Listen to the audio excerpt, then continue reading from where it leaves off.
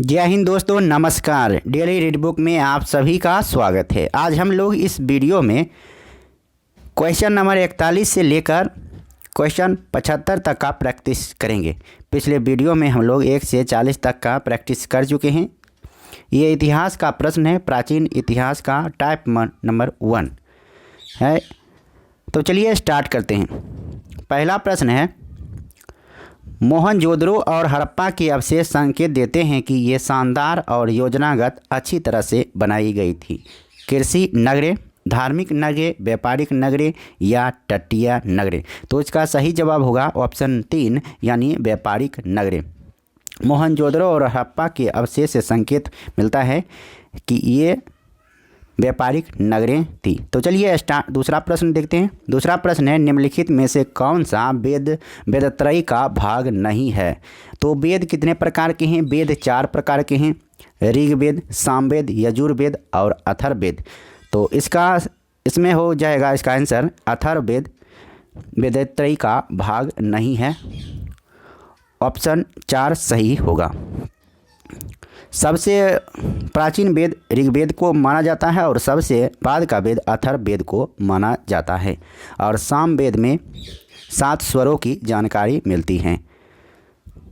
अगला प्रश्न है, किस नदी के निकट ऋग्वेद सभ्यता सबसे अधिक स्थित थी? ऑप्शन है नर्मदा, सरस्वती, गंगा या गोदावरी।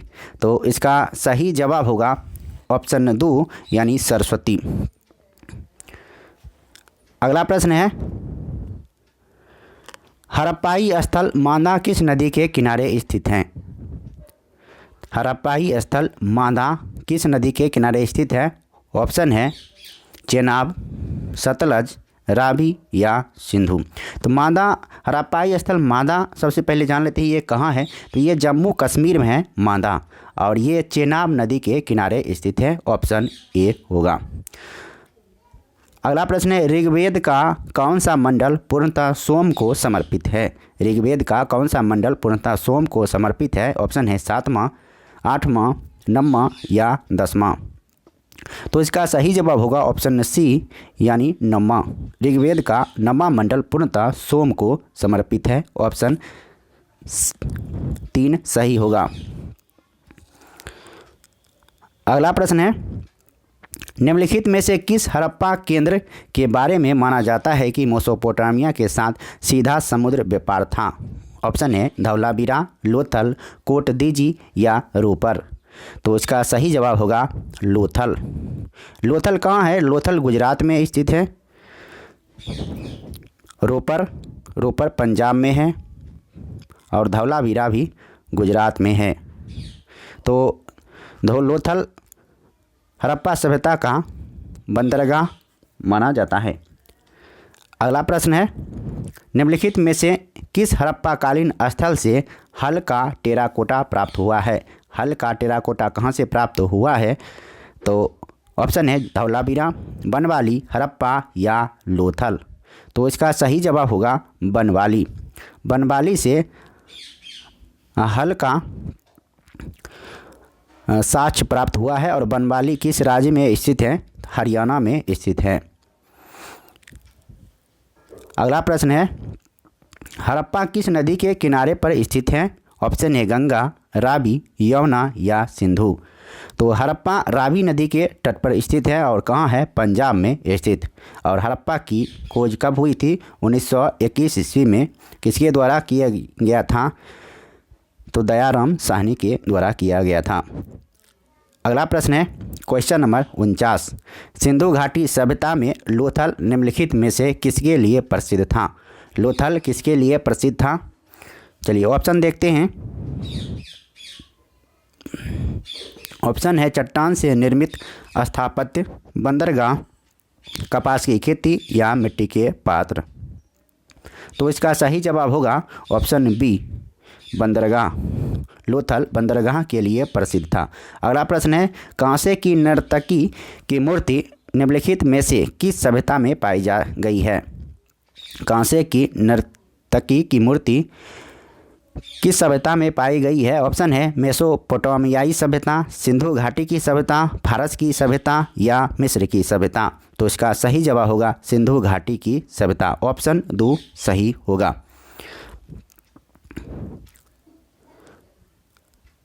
और कांसे की नर्तकी की मूर्ति मोहनजोदड़ो से प्राप्त हुई है?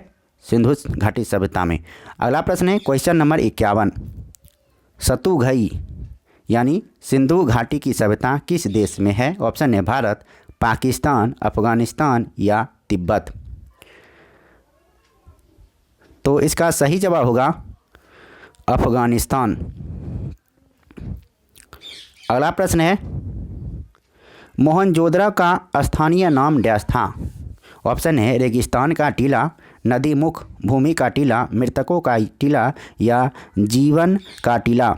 यह बहुत महत्वपूर्ण प्रश्न है। तो इसका सही जवाब होगा ऑप्शन 3 यानी मृतकों का टीला। मोहनजोदड़ो का स्थानीय नाम मृतकों का टीला था। मोहनजोदड़ो की खुदाई 1922 ईस्वी में हुआ था और रखाल दास बनर्जी के द्वारा किया गया था। अगला प्रश्न है निम्नलिखित में से कौन सी धातु हड़प्पन सभ्यता में नहीं पाई गई थी? कौन सी धातु हड़प्पन सभ्यता में नहीं पाई गई थी? ऑप्शन है सोना, तांबा, चांदी या लोहा। तो इसका सही जवाब होगा ऑप्शन डी लोहा। हड़प्पा सभ्यता में नहीं पाई गई थी। लोहा की खोज हड़प्पा सभ्यता के समय नहीं हुई थी। लोहा की खोज ऋग्वैदिक काल में हुई थी। उसके बाद है अगला प्रश्न है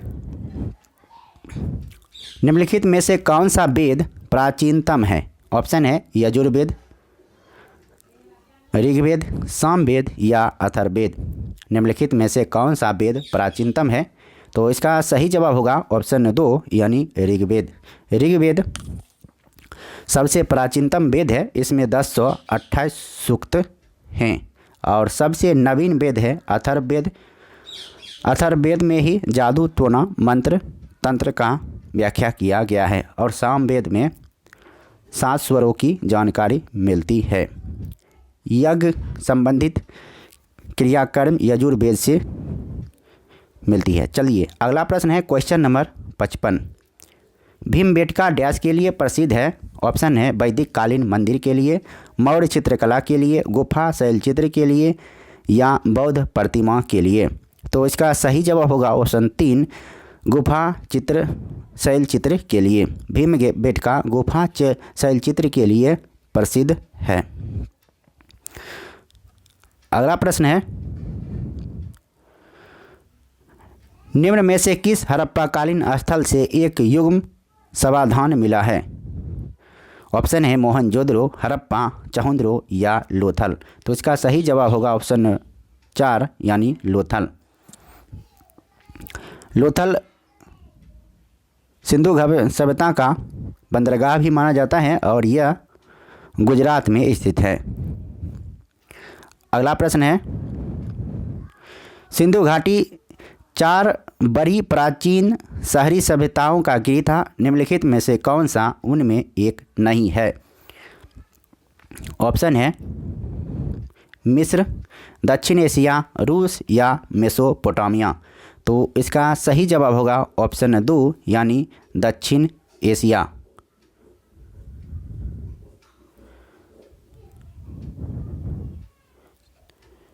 सॉरी, इसका होगा रूस।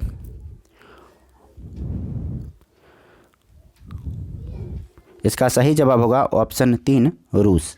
अगला प्रश्न है जोरवे कल्चर एक चारकोलिथिक पुरातात्विक स्थल था जो वर्तमान समय में निम्नलिखित में से किस भारतीय राज्य में स्थित है? ऑप्शन है असम, महाराष्ट्र, गुजरात या बिहार। तो इसका सही जवाब होगा ऑप्शन 2 यानी महाराष्ट्र। जोरवे कल्चर एक चारकोलिथिक पुरातात्विक स्थल था जो वर्तमान समय में महाराष्ट्र में स्थित है। अगला प्रश्न है निम्नलिखित में से सिंधु घाटी सभ्यता एक बंदरगाह शहर कौन सा था? तो बंदरगाह शहर कौन सा था? ऑप्शन है कालीबंगा, लोथल, राखीगढ़ी या धौलावीरा। तो इसका सही जवाब होगा ऑप्शन 2 लोथल। सिंधु घाटी सभ्यता का एक बंदरगाह शहर था लोथल। यह भोगवा नदी के किनारे स्थित है और यह गुजरात में स्थित है। अगला प्रश्न है बुर्ज होम नवपाषाण योगिन स्थल डैश में स्थित है। बुर्ज होम नवपाषाण योगिन स्थल डैश में स्थित है। ऑप्शन है कर्नाटक, गोवा, मिजोरम या जम्मू कश्मीर। तो इसका सही जवाब होगा ऑप्शन 4 यानी जम्मू कश्मीर। बुर्ज होम नवपाषाण योगिन स्थल है जो जम्मू कश्मीर में स्थित है। अगला प्रश्न है निम्नलिखित में से किस हड़प्पाकालीन स्थल से जुताई वाले क्षेत्र के साक्ष्य मिले हैं। ऑप्शन है मोहनजोदड़ो, चहुंद्रो, कालीबंगा या हड़प्पा। तो इसका सही जवाब होगा ऑप्शन सी यानी कालीबंगा। हड़प्पाकालीन स्थल से जुताई वाले खेत के साक्ष्य कालीबंगा से मिले हैं और कालीबंगा का अर्थ है काले रंग की चूड़ी। अगला प्रश्न है दावजाली हेडिंग नवपाषाण स्थल डैश में स्थित है। मेघालय, असम, जम्मू और कश्मीर या कर्नाटक। दावजाली हेडिंग नवपाषाण स्थल डैश में स्थित है। तो इसका सही जवाब होगा ऑप्शन 2 यानी असम। दावजाली हेडिंग नवपाषाण काल स्थल असम में स्थित है। अगला प्रश्न है क्वेश्चन नंबर 63 डैश महाकल्प को स्तनधारियों का महाकल्प के रूप में जाना जाता है। ऑप्शन है पुराजीवी जिसे कहते हैं पैलियोजोइक, नूतन जीवी सीनोजोइक, नवजीवी नियोजोइक या मध्यजीवी मीजोजोइक। तो इसका सही जवाब होगा ऑप्शन 2 यानी नूतन जीवी। नूतन जीवी महाकल्प को स्तनधारियों का महाकल्प के रूप में जाना जाता है नूतन जीवी को। अगला प्रश्न है निम्नलिखित में से किस पुरातात्विक स्थल पर गर्त आवास के प्रमाण हैं। ऑप्शन है मेहरगढ़, बुर्ज होम, राना घुंडई या पलवई।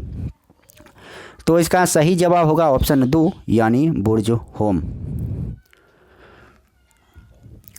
अगला प्रश्न है क्वेश्चन नंबर 65 पाकिस्तान के किस प्रांत में प्राचीन सभ्यता का स्थल मोहनजोदड़ो स्थित है। ऑप्शन है खैबर पख्तूनख्वा, बलूचिस्तान, पंजाब या सिंध। तो इसका सही जवाब होगा ऑप्शन 4 यानी सिंध। पाकिस्तान के सिंध प्रांत में प्राचीन सभ्यता का स्थल मोहनजोदड़ो स्थित है। मोहनजोदड़ो की खोज 1922 ईस्वी में किया गया था राखाल दास बनर्जी के द्वारा। अगला प्रश्न है भारत में वैदिक सभ्यता डैश नदी के किनारे विकसित हुई थी। ऑप्शन है नर्मदा, सरस्वती, तापी या गोदावरी।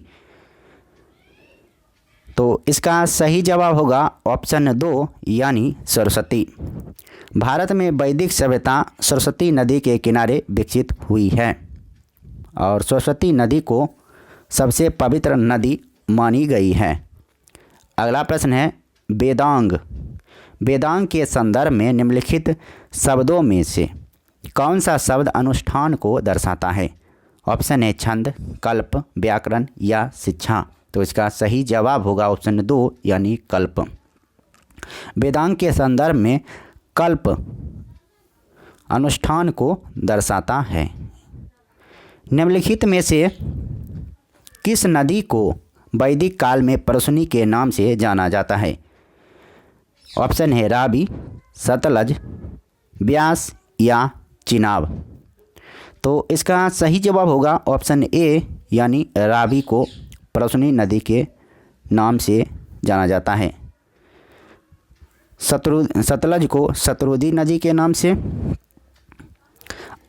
चिनाब को अस्कनी नाम से जाना जाता था। अगला प्रश्न है हड़प्पा सभ्यता की खोज सर्वप्रथम किस वर्ष में हुई थी। ऑप्शन है 1932 में, 1905 में, 1921 में या 1926 में। हड़प्पा सभ्यता की खोज सर्वप्रथम किस वर्ष में हुई थी अभी हम तुरंत बताए हैं। ऑप्शन होगा इसका 3 सही 1921 ईस्वी में। हड़प्पा सभ्यता की खोज 1921 ईस्वी में हुई थी और इसके खोजकर्ता थे राखाल दास बनर्जी। और यह हड़प्पा सभ्यता कहाँ स्थित है? तो ये है पाकिस्तान में हड़प्पा जगह है। अगला प्रश्न है क्वेश्चन नंबर 70। निम्नलिखित में से कौन सा राजस्थान राज्य में स्थित एक परिपक्व चरण हड़प्पा स्थल है? ऑप्शन है मांदा, कालीबंगा, चहुंदरो या नागेश्वर। तो इसका सही जवाब होगा ऑप्शन 2 यानी कालीबंगा। कालीबंगा राजस्थान राज्य में एक परिपक्व चरण हड़प्पा स्थल स्थित है। मांदा जम्मू कश्मीर में स्थित है। अगला प्रश्न है क्वेश्चन नंबर 71। ऋग्वेद को डैश पुस्तकों या मंडलों में विभाजित किया गया है? ऋग्वेद को डैश मंडलों या पुस्तकों या मंडलों में विभाजित किया गया है? ऑप्शन है 34, 10, 8 या 12। तो इसका सही जवाब होगा ऑप्शन 2 यानी 10 मंडलों में विभाजित किया गया है ऋग्वेद को। और इसमें कितने सूक्त हैं? 1028 सूक्त हैं। अगला प्रश्न है निम्नलिखित में से कौन सी विशेषता बौद्ध धर्म को जैन धर्म से पृथक करती है? ऑप्शन है जीवित प्राणियों के प्रति अहिंसा, आचरण और आत्मनिर्माण का चरण स्वरूप, सद्कार्यों में विश्वास, चौथा है वेदों की सत्ता की अस्वीकृति। तो इसका सही जवाब होगा ऑप्शन 2 यानी आचरण और आत्मनिर्माण का चरम स्वरूप। अगला प्रश्न है क्वेश्चन नंबर 73। सूर्यकोटदा पुरातात्विक स्थल किस राज्य में स्थित है? ऑप्शन है कर्नाटक, हरियाणा, राजस्थान या गुजरात। तो इसका सही जवाब होगा गुजरात में स्थित है। ऑप्शन 4 सही है। सूर्यकोटदा पुरातात्विक स्थल गुजरात में स्थित है।